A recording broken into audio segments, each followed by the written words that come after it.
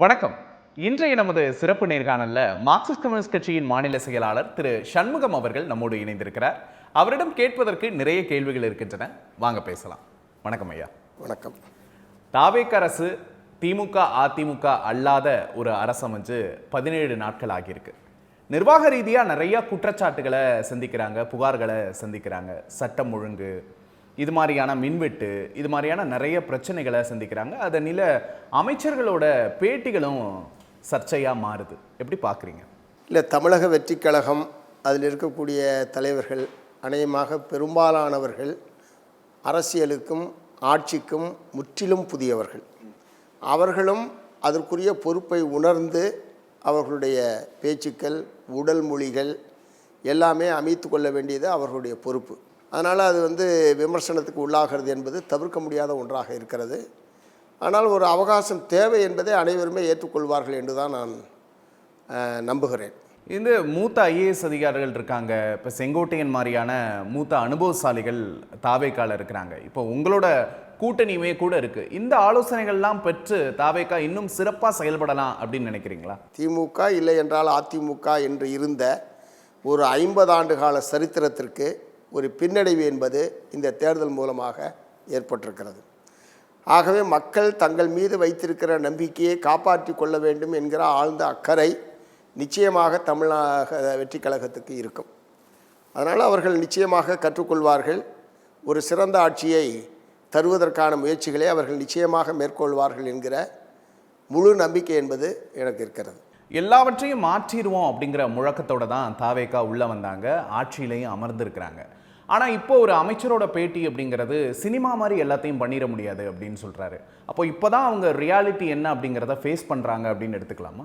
ஒரு பிரச்சனையை தனக்கு முன்னால் எழுப்பப்படுகிறது என்றால் ஒரு ஆட்சி அதிகாரத்தில் இருப்பவர்கள் என்கிற முறையில் எப்படி அந்த பிரச்சனையை எதிர்கொள்வது, பதிலளிப்பது என்பதெல்லாம் கூட அவர்களுக்கு இன்னும் பயிற்சி தேவைப்படுகிறது. அதனால் ஒரு குறிப்பிட்ட அமைச்சர் இப்படி சொன்னார், அப்படி சொன்னார் என்பதை மட்டும் வைத்துக்கொண்டு ஒட்டுமொத்தமாக தமிழக வெற்றி கழகத்தினுடைய ஆட்சி முறையை நாம் இப்போது மதிப்பிடுவது என்பது பொருத்தமாக இருக்காது. மிக குறுகிய காலம் இது, மிக குறுகிய காலம் இது. அதை கவனத்தில் எடுத்துக்கொள்ள வேண்டும். அதிமுகவோட ஆதரவை பெற்றா எங்களோட ஆதரவை நாங்கள் மறுபரிசீலனை செய்வோம் அப்படின்னு சொல்லியிருந்தீங்க. இப்போ அதிமுகவோட எம்எல்ஏக்கள் ஒவ்வொருவராக ராஜினாமா பண்ணிட்டு அடுத்தடுத்து தாவேக்களை இணைகிற காட்சிகளை பார்க்குறோம். உங்களோட பார்வை என்ன? அதிமுக அமைச்சரவையில் சேர்த்து கொள்ளப்படும் என்பது மாதிரியான ஒரு சூழலும் அதற்கான பல்வேறு ஊடகங்களில் அத்தகைய கருத்துக்களும் வந்து கொண்டிருந்த நிலையிலே தான் கட்சியின் சார்பில் நான் அத்தகைய கருத்தை தெரிவிக்க வேண்டி வந்தது. ஏன்னா சேர்த்ததுக்கு பிறகு அந்த மாதிரி ஒரு கருத்தை சொல்லி அது ஒரு சங்கடத்தை ஏற்படுத்தக்கூடாது. ஆகவே முன்கூட்டியே நீங்கள் இத்தகைய நிலையை மேற்கொண்டால் மார்க்சிஸ்ட் கம்யூனிஸ்ட் கட்சி தன்னுடைய ஆதரவை மறுபரிசீலனை செய்யும் என்பதை முன்கூட்டியே சொல்லுவது என்று நாங்கள் தீர்மானித்து தான் அந்த கருத்தை சொன்னோம். மறுநாளே திரு ஆதவ அர்ஜுனா அவர்கள் தொடர்பு கொண்டு தலைவர் விஜய் அவர்கள் உங்களிடத்திலே சொல்ல சொன்னார், இந்த மாதிரியான எந்த யோசனையும் எங்களுக்கு கிடையாது. அதாவது அதிமுகவை அமைச்சரவையில் சேர்த்துக்கொள்வது என்கிற எந்த யோசனையும் எங்களுக்கு கிடையாது. ஊடகங்களில் இத்தகைய செய்திகள் வந்து கொண்டிருக்கிறதே தவிர நாங்கள் அத்தகைய எந்த முடிவுக்கும் செல்லவில்லை. ஆகவே நீங்கள் அதை உங்களுக்கு தெளிவுபடுத்த சொன்னார் என்று சொல்லி தொடர்பு கொண்டு சொன்னார். அந்த தூய்மையான ஆட்சி அப்படின்றதுக்கு இது இந்த அதிமுகவில் வெற்றி பெற்றிருக்கிற அல்லது இவர்களுக்கு ஆதரவு அளித்த பல முன்னாள் அமைச்சர்களின் மீதும் ஏராளமான ஊழல் வழக்குகள் என்பது ஏற்கனவே நிலுவையில் இருந்து கொண்டிருக்கிறது. அத்தகைய நபர்களை இந்த அமைச்சரவையில் சேர்த்துக்கொள்வது என்று சொன்னால் இந்த தூய்மையான ஆட்சி என்பதற்கான அடிப்படையே அடிபட்டு போய்விடுகிறது. அது நீங்கள் சொன்ன கிளீன் கவர்னன்ஸ் என்பதற்கு எதிரானது, மக்களுடைய தீர்ப்புக்கும் எதிரானது. ஆகவே அத்தகைய ஒரு நிலைப்பாட்டை நீங்கள் மேற்கொள்ளக்கூடாது என்பதை நாங்கள் தெரிவித்தோம். விஜய் போய் அவங்கள நேரடியாக சந்திக்கும் போதே அந்த தூய்மையான ஆட்சி அப்படிங்கிற அந்த பிம்பம் உடஞ்சிடலையா? அனைத்து தலைவர்களையுமே தமிழ்நாட்டில் அவர் சந்தித்தார். அன்புமணியை சந்தித்தார். அந்த அணி இந்த அணின்னு அவர் பார்க்கல. எல்லோருமே அவர் சந்தித்தார். எடப்பாடியையும் சந்தித்திருக்கலாம். எல்லா தலைவர்களும் சந்திக்கிறது போல ஏற்கனவே ஒரு முன்னாள் முதலமைச்சர் என்கிற முறையிலேயும் அதிமுக என்கிற ஒரு பெரிய கட்சியினுடைய தலைவர் என்கிற முறையிலேயும் அவர் எடப்பாடி அவர்களையும் சந்தித்திருந்தால் இதில் இந்த பிரச்சனைக்கே இடம் இருந்திருக்காது. ஒரு நம்பிக்கை கோரும் தீர்மானம் வாக்கெடுப்புக்கு வருகிற போது ஆதரவு தெரிவித்ததினாலேயே, ஆதரவாக வாக்களித்ததினாலேயே இந்த ஆட்சியினுடைய ஒரு அங்கம் என்கிற முறையில் கருத முடியாது. ஆனால் சிமிலர் டு தட் அதே மாதிரியான ஒரு காட்சி தான் அரங்கேறிக்கிட்டு இருக்கு அப்படின்னு சொல்றாங்க. பின்வாசல் வழியா பதவியை ராஜினாமா பண்ணிட்டு தாவேக்கால வந்து சேர்றது அப்படிங்கிறத எப்படி புரிஞ்சுக்கிறது? நிச்சயமாக அது வந்து தவிர்க்கப்பட வேண்டிய ஒரு விஷயம். ஏன்னா தேர்தல் முடிஞ்சு ஒரு 20 நாள் தான் ஆகுது. தேர்ந்தெடுக்கப்பட்டு ஒரு 20 நாளைக்குள் எந்த விதமான அதற்கான அவசியம் இல்லாத நிலையில் தன்னிச்சையாக இப்படி மக்கள் வாக்களித்த மக்களை பற்றி கவலைப்படாமல் ராஜினாமா செய்வது என்பது ஒரு சிறுபிள்ளைத்தனமான ஒரு விஷயமாகத்தான் நான் வந்து பார்க்குறேன். நீங்கள் உங்களோட மெஜாரிட்டியில் உங்களோட ஆதரவில் கம்ஃபர்டபுளான ஒரு கவர்மெண்ட் இருக்குது அப்படிங்கும்போது அதை அவங்க நெருடலாக பார்க்குறாங்களோ, இன்னும் தங்களை பலப்படுத்திக்க நினைக்கிறாங்களோ அப்படிங்கிற கேள்வி எழுது.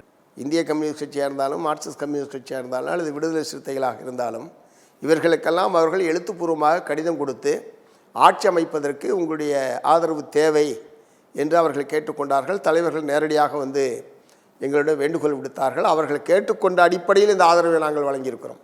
ஏதோ தானாக நாங்களாக போனோம் ஆதரவு தெரிவிச்சென்ற மாதிரி ஏதோ அவர்கள் வந்தார்கள் பாருங்கள், அதிமுக ஒரு குரூப்பு, அந்த அடிப்படையிலான ஆதரவு அல்ல எங்களுடைய ஆதரவு. இரண்டாவது, ஆதரவு வழங்குகிற போதே மதச்சார்பற்ற அரசு என்பதை நீங்கள் உத்தரவாதம் செய்ய வேண்டும். சமநீதி சமூக நீதி என்பதில் நீங்கள் உறுதியாக இருக்கணும். அந்த உத்தரவாதத்தின் அடிப்படையில் தான் மார்க்சிஸ்ட் கம்யூனிஸ்ட் கட்சியாக இருந்தாலும் இடதுசாரி கட்சிகள் எல்லோருமே நாங்கள் வந்து ஆதரவு கடிதத்தை வழங்கியிருக்கிறோம். அவர் மதச்சார்பற்ற அரசாக தொடர்ந்து நாங்கள் நடைமுறைப்படுத்துவோம், அப்படிப்பட்ட கொள்கையைத்தான் நாங்கள் பின்பற்றுவோம் என்பதை எங்களிடத்திலே உறுதி கொடுத்திருக்கிறார் தாவேகானுடைய தலைவர். உங்களோட ஆதரவு தாவேக அரசுக்கான விசிக இடதுசாரிகளோட ஆதரவு அப்படிங்கிறது திமுக பக்கம் ஒரு பெரிய கொந்தளிப்பை ஏற்படுத்தியிருக்கு. உங்களுக்கும் தெரிஞ்சிருக்கும் அப்படின்னு நினைக்கிறேன். நீங்கள் திமுகவை பலவீனப்படுத்திட்டீங்க அப்படிங்கிற ஒரு குற்றச்சாட்டு முன்வைக்கப்பட்டிருக்கு. திமுக அவ்வளோ பலவீனமான கட்சியா என்ன?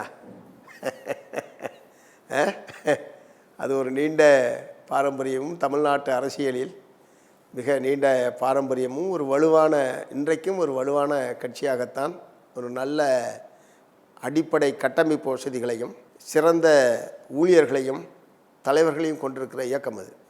அதனால் அவ்வளவு பலவீனமான நாங்கள் ஒன்றும் பார்க்கல.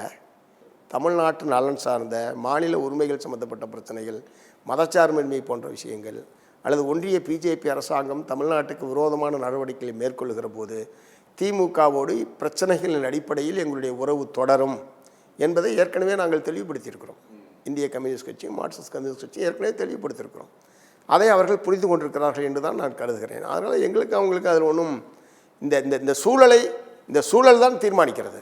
சமீபத்திய கூட்டம் ஒன்றில் நீங்களே கூட திமுகவினர் மாற்றி பேசுகிறாங்க அப்படின்னு சொல்லியிருந்தீங்க.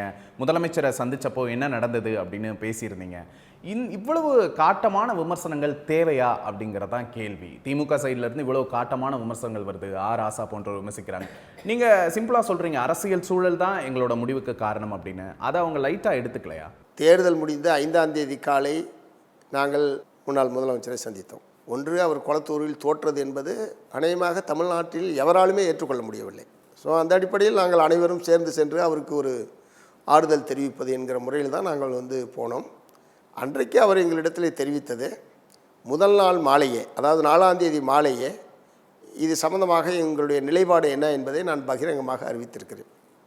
சிறப்பான ஆளுங்கட்சியாக இருந்தோம், இனிமேல் சிறப்பான எதிர்க்கட்சியாக செயல்படுவோம் என்பதை 4ஆம் தேதி மாலையே நான் வெளிப்படுத்தியிருக்கிறேன். அதுதான் இந்த தேர்தல் முடிவுகளை ஒட்டி எங்களுடைய நிலைப்பாடு, திமுகவுடைய நிலைப்பாடு. இதை நான் தெளிவுபடுத்தியிருக்கேன். இதை நம்ம ஃபாலோ பண்ணுவோம்னா அப்படி தான் அவர் வந்து சொன்னார். இரண்டாவது, அவங்க நிறைய வாக்குறுதியை கொடுத்துருக்காங்க.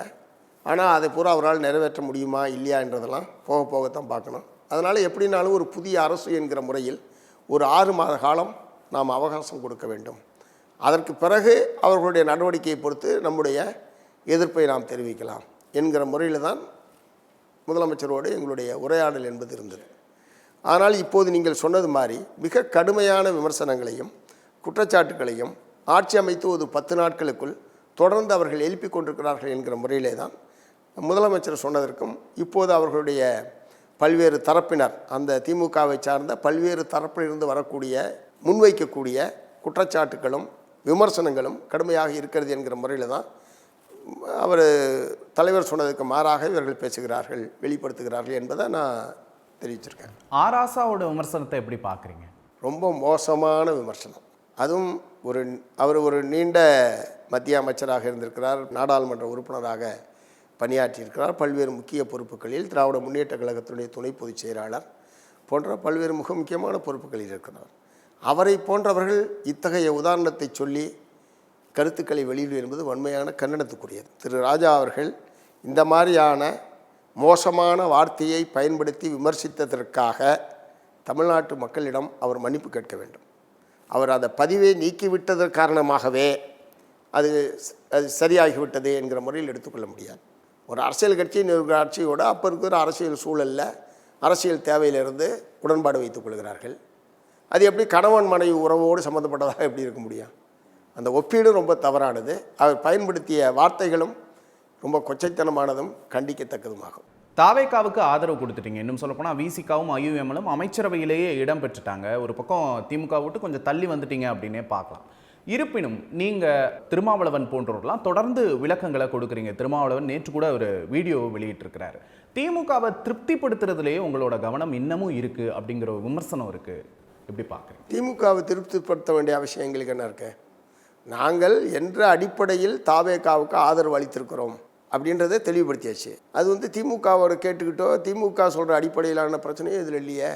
அவர்களை திருப்திப்படுத்த வேண்டிய அவசியம் எங்களுக்கு என்ன இருக்கு? இல்லை, அப்படித்தான் சமூக வலைதளங்களில் சொல்கிறாங்க. தொடர்ந்து திமுக சமாதானப்படுத்தும்படியாகவே தொடர்ந்து சொல்லிக்கிட்டே இருக்காங்க. நாங்கள் தொடர்ந்து கூட்டணி என்ன சொல்லியிருக்கோன்னு சொல்லுங்க. எதையாவது தான் இருக்கிறோம். சிபிஎம் சார்பாக நான் தான் சொன்னேன், இஷ்யூ பேஸ்டு அவர்களுடைய உறவு என்பது தேவைப்படுகிறது. ஏன் தேவைப்படுது? ஒன்றிய ஆட்சியில் அதிகாரத்தில் இன்னமும் பிஜேபி தொடர்கிறது. பாராளுமன்றத்துக்குள் தமிழ்நாட்டின் சார்பில் அதிகமான பாராளுமன்ற உறுப்பினர்களை கொண்டிருக்கிற கட்சி திமுக தான். நாளைக்கு தமிழ்நாட்டுக்கு விரோதமான ஒரு சட்டமோ திட்டமோ பாராளுமன்றத்துக்குள் வந்தால் திமுக இல்லாமல் அதை எதிர்த்து முறியடிக்க முடியாது. இந்த தேவையிலிருந்து, இந்த தமிழ்நாட்டினுடைய நலன் சம்பந்தப்பட்ட பிரச்சனையிலிருந்து திமுகவுடனான எங்களுடைய நட்புறவு தொடர்கிறது. ஆதவர்ஜுனா இன்னொரு குற்றச்சாட்டை தொடர்ந்து அடுத்தடுத்து முன்வைக்கிறாரு. திமுகவும் அதிமுகவும் கூட்டணி அமைக்க முயற்சித்தாங்க அப்படிங்கிற ஒரு குற்றச்சாட்டை தொடர்ந்து முன்வைக்கிறாரு. இன்னொன்று சொல்றாரு, நீங்க வேணா பாருங்க, எழுதி கொடுக்குறேன், திமுகவும் அதிமுகவும் இணைஞ்சே தேர்தலை சந்திப்பாங்க அப்படின்னு சொல்றாரு. இதை எப்படி பார்க்குறீங்க? யாருக்கு அறுதி பெரும்பான்மை இல்லை என்ற நிலையில் அதிமுகவும் திமுகவும் சேர்ந்து ஆட்சி அமைப்பது என்கிற யோசனை முன்வைக்கப்பட்டது. அது தமிழ்நாட்டு மக்களுடைய தீர்ப்புக்கு விரோதமானது. தமிழ்நாட்டு மக்கள் அதை ஏற்க மாட்டார்கள். ஏன் ஏற்க மாட்டார்கள் என்றால், இந்த தேர்தலில் மாறா தீர்ப்பு வந்ததுன்றதுனால மட்டும் இல்லை. ஒரு 50 ஆண்டு காலமாக எதிர் அரசியலில் அவங்க 2 பேரும் இருந்திருக்காங்க, திமுகவும் அதிமுகவும். இத்தகைய சூழ்நிலையை திடீரென்று இந்த தேர்தலில் ஒரு சந்தர்ப்பவாத நிலை எடுத்து இருவரும் சேர்ந்து ஆட்சி அமைப்பது என்பதை தமிழ்நாட்டு மக்கள் ஏற்க மாட்டார்கள். ஆகவே அந்த யோசனைக்கு நாங்கள் ஆதரவளிக்க முடியாது என்பதை நாங்கள் நேரடியாக தெரிவிச்சிருக்கிறோம். 8ஆம் தேதி எங்களுடைய மாநில குழு கூட்டம் முடிந்ததற்கு பிறகு நாங்கள் வெளியிட்ட அறிக்கையிலே அதை குறிப்பிட்டிருக்கிறோம். உங்களை சந்திக்கும் போது எதிர்க்கட்சியாக செயல்பட போடுறோம், இதுதான் என் ஸ்டாண்டு அப்படின்னு ஸ்டாலின் சொன்னதா நீங்கள் சொன்னீங்க. அப்புறம் எப்படி இந்த மாதிரியான ஒரு சூழல் உருவாச்சு? இப்போ சட்டப்படி பார்த்தீங்கன்னா, ஒருவேளை இவரால் பெரும்பான்மை நிரூபிக்க முடியாமல் போனால், யாரால்? விஜய் அவர்களால் பெரும்பான்மை நிரூபிக்க முடியாமல் போயிருந்தால், 2வது சாய்ஸ் திமுகவுக்கு தான் இருக்குது, 3வது சாய்ஸு ஏடிஎம்கேக்கு தான் இருக்குது. அப்படி தான் சட்டப்படி அவங்க அழைக்க முடியும்.